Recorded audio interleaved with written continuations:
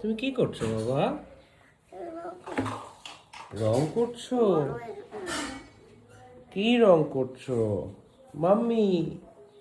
তুমি কি করছো? রং করতে হবে ভাইয়ার সাথে? হ্যাঁ, ভাইয়ার সাথে রং করতে হবে।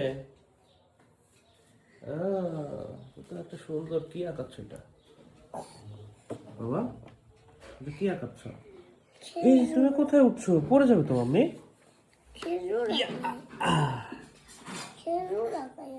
খেজুর আঁকাও? কই দেখি খেজুর, কেমন খেজুর? ও বাবা রে, এগুলো তো একটা সুন্দর সুন্দর খেজুর দেখছি।